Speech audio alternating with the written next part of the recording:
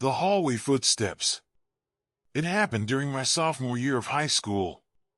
The building itself was ancient, built sometime in the 1950s, and even though they tried to keep it updated with paint and repairs, the bones of the place always felt wrong. The east wing especially was the part everyone hated walking through. The lockers there were rusted and dented, the paint on the walls peeled in long strips, and the buzzing fluorescent lights flickered constantly as if they were seconds away from going out. Most of the time that part of the school was empty during regular hours, but one evening I found myself walking through it completely alone. I had stayed late for an art project that had taken longer than I expected. The teacher supervising had already left, and as I packed up my things I realized the sun outside was gone. The windows were black squares, and the only sound in the entire building was the low electric hum of the lights overhead. I slung my backpack over my shoulder and started down the long east wing hallway. The moment my shoes hit the old tiles, I noticed how loud the sound was echoing back at me. Every step seemed to bounce off the lockers and return amplified, which only reminded me how alone I really was in that moment. I was halfway down when I heard it. Another set of footsteps. Slow, heavy, deliberate. They came from behind me just a few beats after my own. I froze mid-step, my heart slamming against my ribs. The echo of my last footfall died away, but the other sound continued. One more step, then silence. I spun around. Nothing. The hallway stretched out perfectly empty behind me. Rows of dented metal lockers, dull under the flickering light, and classroom doors all locked and closed. I told myself it had to be the echo playing tricks on me, maybe the sound bouncing strangely off the old walls. I forced myself to keep moving even though every nerve in my body screamed at me to run. After a few more steps it came again. Footsteps, slow, dragging, heavier than mine. This time I was sure they were not echoes. They did not match my pace. They followed a moment later like someone was deliberately shadowing me. I stopped and turned again. The hallway was still empty. The silence pressed in on my ears, so thick I could hear the faint hum of electricity in the lights above. I whispered hello, but my voice cracked halfway through the word and echoed back, sounding pathetic and small. Nothing answered. I swallowed hard, adjusted my backpack strap, and started walking faster. My shoes tapped sharp against the floor, and immediately the sound of the other footsteps followed, faster, heavier. Panic shot through me. I broke into a jog. The footsteps behind me grew quicker, keeping perfect distance, like whoever it was wanted me to know I could not outpace them. I turned the corner, desperate to see someone, anyone. But the hallway there was just as dead silent, just as empty. I pressed my back against the wall, gasping for air, my chest heaving. I waited. 1 second. 2. The sound had stopped. I dared to think maybe I had imagined it all until a metallic creak echoed from further down the hall. A locker door slowly swung open on its own, the metal hinge groaning. For a heartbeat I stood frozen, staring, unable to breathe. Then with a violent crash the door slammed shut so hard the echo rattled through the hallway like a gunshot. I dropped my backpack and bolted. My sneakers squealed on the tiles as I sprinted down the corridor, not daring to look back. The heavy sound of the door still ringing in my ears. I burst through the side exit doors into the cold night air, my lungs burning, my whole body trembling. The parking lot was almost empty, just a few cars left from the janitors. The quiet outside felt unreal after what I had just heard. I stood there for minutes, bent over, clutching my knees, waiting for someone to burst out behind me, but no one did. The next day I came to school pretending nothing had happened, but I could not stop thinking about it. During lunch I gathered the courage to tell one of the teachers what I had experienced. She listened with a strange expression, then asked slowly, "Which hallway did you say?" I told her the east wing. Her face went pale and she shook her head. "That hallway has been closed for years," she said quietly. "No classes have been held there since the janitor's accident." I asked what accident, but she would not answer. She just told me it was better not to go wandering alone after hours.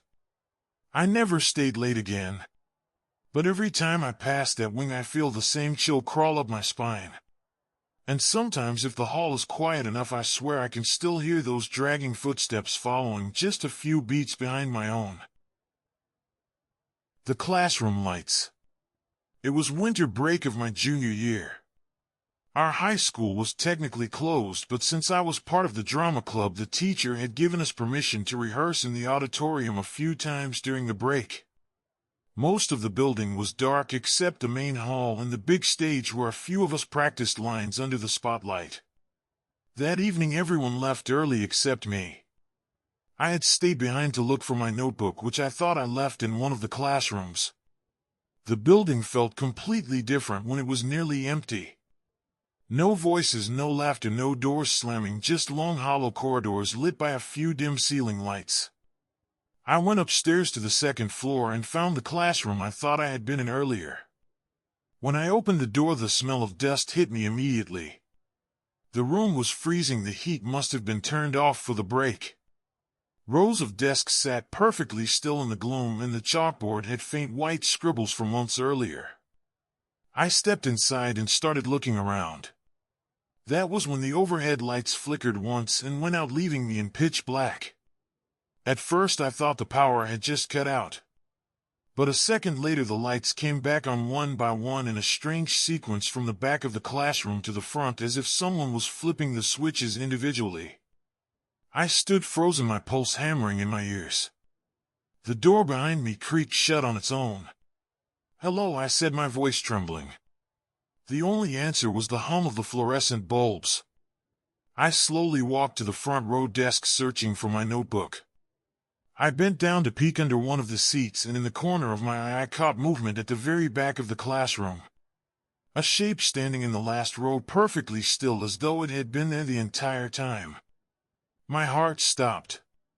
I forced myself to look directly, and for a split second I saw what looked like a tall figure, its outline darker than the shadows around it. But when the lights flickered again, the figure was gone. I stumbled backward, nearly tripping over a chair. The classroom door slammed shut again, even though I had left it cracked. I pulled at the handle, but it would not budge. It felt like someone was holding it from the other side. The lights flickered twice more, then went completely dark, leaving me in silence so heavy I could hear my own shaky breathing. Then in the blackness came the sound of chalk slowly scraping across the board. Long, deliberate strokes writing words I could not see. I backed up until I hit the far wall, shaking, whispering, "Please stop." Suddenly the lights buzzed back on. The classroom was empty, the door now slightly open, as if nothing had happened. But on the chalkboard were fresh words written in messy, uneven handwriting. "Get out!" I grabbed my bag and ran without even checking for the notebook.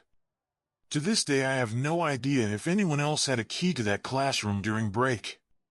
But I know what I saw and heard. And I know that message was meant for me. The locker room door. During my freshman year I had gym class in the old basement locker rooms. They were damp and smelled like mildew, and most students avoided staying down there longer than they had to. The fluorescent tubes buzzed overhead, and the concrete walls seemed to trap every sound until it echoed twice. One evening I had stayed late after basketball practice because I was waiting for my ride home. Everyone else left, and I decided to change clothes in the locker room by myself. The silence was heavy, only broken by the drip of water from a leaky pipe somewhere in the showers. I was halfway through tying my shoes when I heard the door to the locker room creak open. At first I thought it was the coach coming back for something. But when I looked up, the doorway was empty. The heavy metal door slowly swung wider by itself and then stopped, as if held in place by an unseen hand. I called out, "Coach," but the sound bounced strangely through the basement. No answer. I packed faster, my hands shaking. That was when the lockers around me began to rattle one after another, like someone was running their hands along the metal doors from one end of the room to the other. The sound was fast and violent, slamming, echoing off the concrete. I stood frozen, clutching my bag as the rattling stopped all at once, leaving the basement silent again. I thought maybe someone was playing a prank, one of the seniors, maybe hiding in the showers. I forced myself to step toward the showers, my footsteps echoing in the hollow room.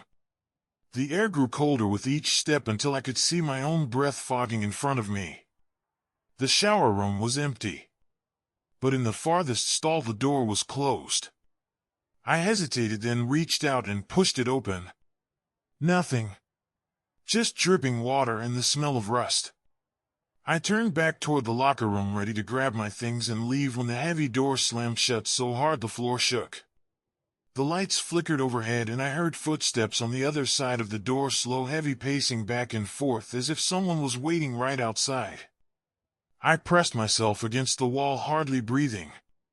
The footsteps stopped, and after a long pause the handle began to turn slowly, screeching metal against metal. I bolted across the room, grabbed my bag, and yanked the opposite emergency exit open, nearly ripping it off the hinges. I sprinted up the concrete stairs into the main hallway, my chest on fire, my throat dry. When I told my coach the next day, he looked uneasy and said quietly, "That basement locker room should have been locked. No one uses it anymore, not since the incident with the student who collapsed there years ago." I never went back down after that. Even during regular gym classes, I asked to change upstairs. Because every time I passed that basement stairwell, I felt like something down there was waiting for me to return.